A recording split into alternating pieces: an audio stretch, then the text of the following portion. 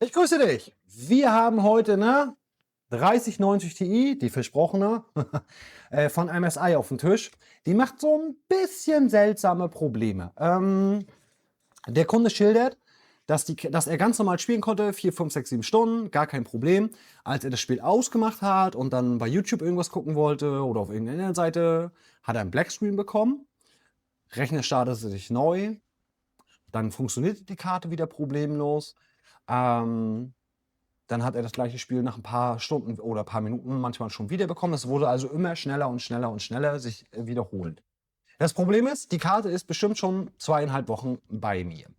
Und ich habe alles Mögliche versucht, um die Karte zu testen. Ich konnte es zwar teilweise reproduzieren, das Problem, aber nie hundertprozentig so weit kriegen, dass die Karte dauerhaft anzeigt mir zum Beispiel, Memory Channel so ist platt, unter der GPU die und die, sag ich mal, die Lötverbindung gibt irgendwo Probleme, war nicht sauber wie sonst üblich nachstellbar.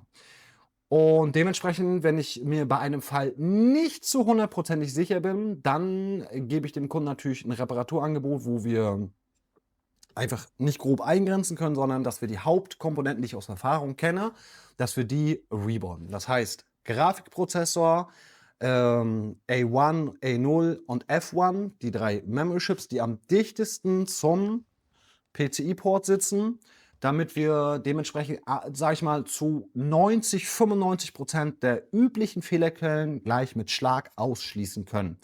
Der Kunde hat gesagt, jawohl, ist er mit einverstanden. Dementsprechend bekommt ihr das schöne Video, wie wir heute eine 3090 Ti, volles Programm im Reball-Verfahren durchführen. Also, ich würde sagen, auf geht's.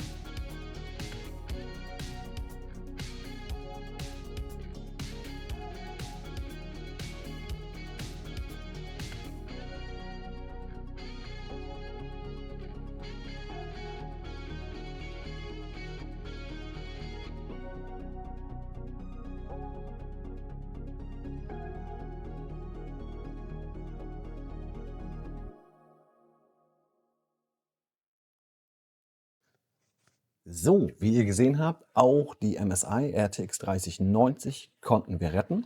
Was mir positiv aufgefallen ist bei der MSI-Karte, die hat anscheinend dieses Lötlack-Problem wie die 40er-Generation noch nicht. Das heißt, MSI RTX 3090 Ti und 3090 können wir problemlos bislang empfehlen. 3090 Ti, wisst ihr ja, gibt es das Lötlack-Problem. Ich verlinke euch das nochmal mit. Da könnt ihr nochmal sehen, warum da wahrscheinlich 50% der Karten eher mehr schnell als recht, sag ich mal, hops gehen werden.